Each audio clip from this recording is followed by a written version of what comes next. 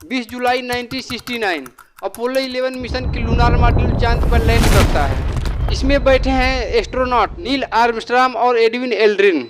दरवाज़ा खोलना इतना आसान नहीं था क्योंकि चांद पे प्रेशर बहुत ज़्यादा था, लेकिन कुछ देर कोशिश करने के बाद दरवाज़ा खोल देते हैं। फिर ये भारी स्पेस सूट पहने हुए चांद पे उतरने की कोशिश करते हैं, लेकिन बाहर निकलते वक्त लूनार मॉड्यूल का एक टुकड़ा टूट जाता है। लेकिन इन दोनों को इसके बारे में कुछ पता नहीं चल पाता क्योंकि चांद पे हवा नहीं होता है। लेकिन ये जो टुकड़ा था ये बहुत जरूरी पीस था। ये था एक एसेंट इंजन आर्मिंग स्विच था जो बहुत ही इम्पोर्टेंट था। इस स्विच के बिना इसका लूनार मॉड्यूल वापस से टेक ऑफ नहीं कर सकता था और ये धरती पे वापस नहीं जा सकते थे। लेकिन इस बात से बेखबर नील आर्मस्ट्रांग उससे बाहर निकलते हैं और चांद पे कदम रखते हैं और दुनिया के पहले इंसान बन जाते हैं चांद पे कदम रखने वाला। लेकिन क्या सच में ऐसा हुआ था? इतने सालों बाद भी कई इंसान मानने से इनकार कर देते हैं कि इंसान चांद पे गए थे। आखिर क्या है इसकी सच्चाई, जानने की कोशिश करते हैं इस वीडियो में। आपको जानकर हैरानी होगी कि अपोलो मिशन प्लान करने के पीछे की असली वजह थी एक वार जिसको कोल्ड वार के नाम से जाने जाते हैं, जो अमेरिका और सोवियत यूनियन के बीच हो रहा था और दोनों देशों के बीच स्पेस में जाने की रेस चल रही थी।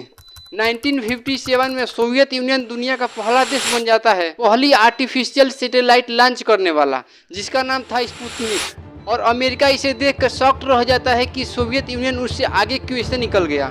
कुछ महीने बाद 1958 में अमेरिका भी अपना सैटेलाइट लॉन्च करता है, लेकिन 3 साल बाद 1961 में अमेरिका को एक और बड़ा झटका लगता है। सोवियत यूनियन के यूरी गागरिन पहले इंसान बन जाते हैं स्पेस में जाने वाला और एक बार फिर से सोवियत यूनियन ने अमेरिका को पीछे छोड़ दिया और अमेरिका ने 1963 से 1967 तक कई सारे रॉकेट टेस्ट किए स्पेस में जाने के लिए और फरवरी 1967 में प्लान करते हैं कि एस्ट्रोनॉट को स्पेस क्राफ्ट में बैठा के स्पेस में भेजने के लिए। और इस मिशन को नाम दिया जाता है अपोलो 1। और धरती पे हो रहे टेस्ट के दौरान 27 जनवरी 1967 को इनके केबिन में आग लग जाती है और जो 3 एस्ट्रोनॉट स्पेस में जाने वाले होते हैं उनकी मौत हो जाती है।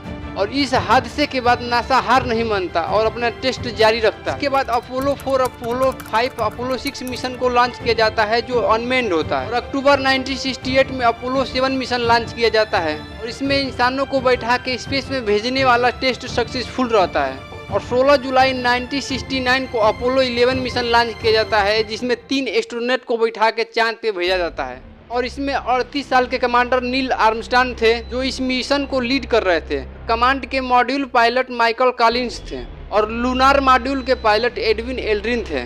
तीनों नाम इतिहास के पन्ने में रचे गए हैं। इस अपोलो 11 मिशन का जो स्पेस क्राफ्ट था इसके मेन 3 हिस्से थे, कमांड मॉड्यूल, सर्विस मॉड्यूल और लूनार मॉड्यूल। और जो लूनार मॉड्यूल था उसे ही चांद पे लैंड करना था और वापस जाने के लिए लूनार मॉड्यूल को उड़ा के वापस सीएस मॉड्यूल से अटैच किया जाएगा, फिर धरती पे लैंड किया जाएगा। इस पूरे स्पेस क्राफ्ट को लॉन्च करने के लिए स्टर्न V5 नामक रॉकेट का उपयोग किया गया। इस पूरे रॉकेट का वजन 30 लाख किलो था। इस रॉकेट की मदद से स्पेस क्राफ्ट धरती के ऑर्बिट में पहुंचता है और फिर कुछ दिनों के बाद चांद के ऑर्बिट में पहुंच जाता है। 19 जुलाई 1969 को अपोलो 11 मिशन चांद के ऑर्बिट में पहुंच जाता है और यहाँ पे कमांड और सर्विस मॉड्यूल लूनार मॉड्यूल से अलग हो जाते हैं। कमांड मॉड्यूल में बैठे हैं माइकल कॉलिंस और लूनार मॉड्यूल में बैठे हैं नील आर्मस्ट्रांग और एडविन एल्ड्रिन। और बात ये थी कि जो कमांड मॉड्यूल था उसका बस काम था कि चांद के ऑर्बिट में घूमना और सिर्फ लूनार मॉड्यूल ही चांद पे लैंड करेगा। मतलब कि चांद पे कदम रखने का मौका सिर्फ नील आर्मस्ट्रांग और एल्ड्रिन को मिलेगा, माइकल कॉलिंस को नहीं मिलेगा क्योंकि माइकल कॉलिंस कमांड मॉड्यूल में बैठे थे। शायद यही रीजन है कि माइकल कॉलिंस का नाम हर कोई नहीं जानता। हालांकि ये अपोलो मिशन का पार्ट जरूर थे लेकिन इन्होंने चांद पे कभी कदम नहीं रखा। देखा जाए तो माइकल कॉलिंस का हिस्सा सबसे ज़्यादा जरूरी था इस मिशन में क्योंकि उनके बिना बाकी एस्ट्रोनॉट धरती पे नहीं जा सकते थे। कंप्यूटर में ऑटोमेटिक प्रोग्राम डाला हुआ था जो लैंडर मॉड्यूल को आराम से चांद पे ऑटोमेटिक उतार दें। करीब 150 मीटर की ऊंचाई पे नील आर्मस्ट्रांग अपने कंट्रोल में ले लेते हैं लूनार मॉड्यूल को और कुछ देर के बाद चांद पे लैंड कर जाते हैं और फिर दरवाज़ा खोलते हैं और चांद पे अपना पहला कदम रखते हैं। इस मूवमेंट को 650 मिलियन लोग लाइव देख रहे थे और इनके पीछे एडविन एल्ड्रिन भी अपना कदम चांद पर रखते हैं और करीब 2.5 घंटे तक इस चांद के मिट्टी और सैंपल्स को इकट्ठा करते हैं और ये अपने साथ कुछ डिवाइस चांद पर लगाते हैं जिससे लेजर वेव के द्वारा अर्थ से कांटेक्ट किया जा सके और चांद और अर्थ की एक्यूरेट दूरी बता जा सके। ये लगभग 23 किलो पत्थर और मिट्टी का सैंपल चांद से इकट्ठा करते हैं और छोड़ जाते हैं एक अमेरिकन झंडा। लूनार मॉड्यूल को करीब 21 घंटे तक चांद पर रहना था और उसके बाद से वापस सीएस मॉड्यूल में अटैच होना था। लेकिन जब ये इंजन चालू करने जाते हैं तो एक स्विच टूटा होता है, जिसकी बात मैंने वीडियो की शुरुआत में की थी।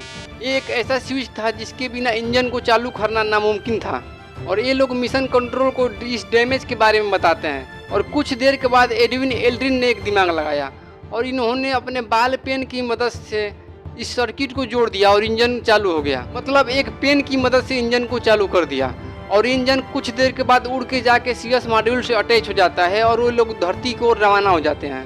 धरती पे आते वक्त इन लोगों को कई सारे मुश्किलों का सामना करना पड़ा। फाइनली समुद्र में इन लोगों को पैराशूट की मदद से लैंडिंग कराया जाता है। तीनों एस्ट्रोनॉट सेफ और सुरक्षित थे।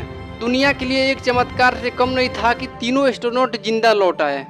और ये एक इंटरेस्टिंग बात है कि तीनों एस्ट्रोनॉट को चांद से लौटने के बाद लगभग 2 हफ्तों के लिए क्वारंटाइन किया गया, क्योंकि एक खतरा बना हुआ था कि चांद से कोई वायरस या फिर किसी प्रकार का बीमारी न आ गया हो इनके साथ। फाइनली ऐसा कुछ नहीं होता है।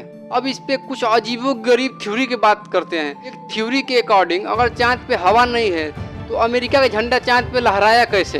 तो इसकी सच्चाई ये है कि नासा के वैज्ञानिकों को पता था कि चांद पे हवा नहीं है और झंडा नहीं लहराएगा, और इसीलिए उन्होंने एक हॉरिजॉन्टल रॉड ऊपर से जोड़ दिया ताकि झंडा हमेशा फ्लैट दिखे। और वीडियो में आपको दिख रहा होगा कि झंडा लहरा रहा है, लेकिन झंडा तभी लहराता है जब एस्ट्रोनॉट उसको पकड़ के हिलाते हैं। कुछ देर के बाद एस्ट्रोनॉट को झंडा छोड़ने के बाद झंडा अपने आप वैसे ही रुक जाता है। झंडा इसलिए हिलता है कि उसमें एल्यूमिनियम की राड पड़ी हुई थी। एल्यूमिनियम स्प्रिंग की तरह रिएक्ट कर रही थी। तो फाइनली नील आर्मस्ट्रांग दुनिया के पहले व्यक्ति बन जाते हैं चांद पे कदम रखने वाला।